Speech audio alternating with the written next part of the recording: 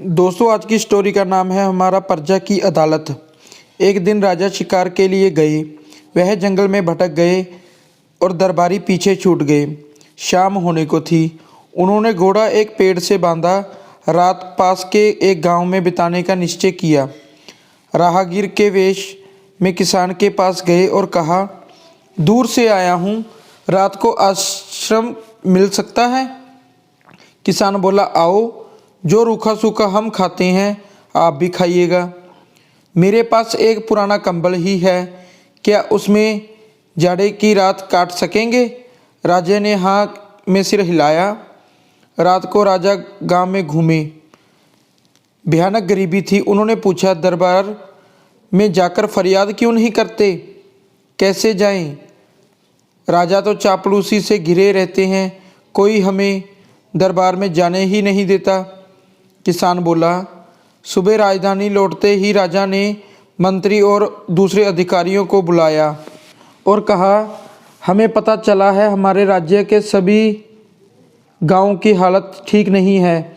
तुम गांव की भलाई के काम करने के लिए खजाने से काफ़ी रुपया ले चुके हो।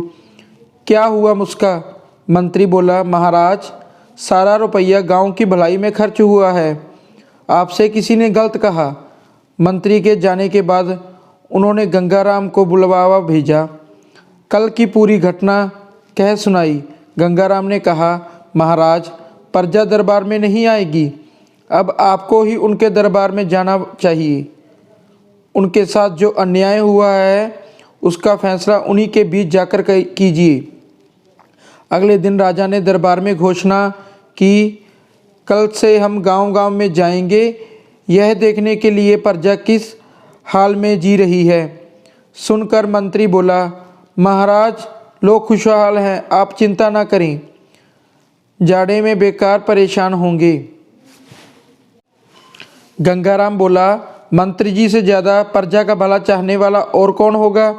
यह जो कह रहे हैं ठीक ही होगा, मगर आप भी तो प्रजा की खुशहाली देखिए। मंत्री ने राजा को आसपास के गांव दिखाने चाहे, पर राजा ने दूर दराज के गांवों की ओर घोड़ा मोड़ दिया। राजा को सामने पाकर लोग खुलकर समस्या बताने लगे। मंत्री के कारनामे का सारा भेद खुल गया। वह सिर झुकाए खड़ा था।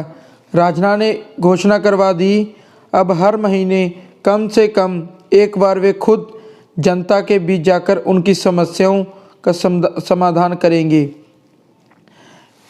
दोस्तों, आपको ये कहानी कैसी लगी? अच्छी लगी तो शेयर और कमेंट ज़रूर कीजिए।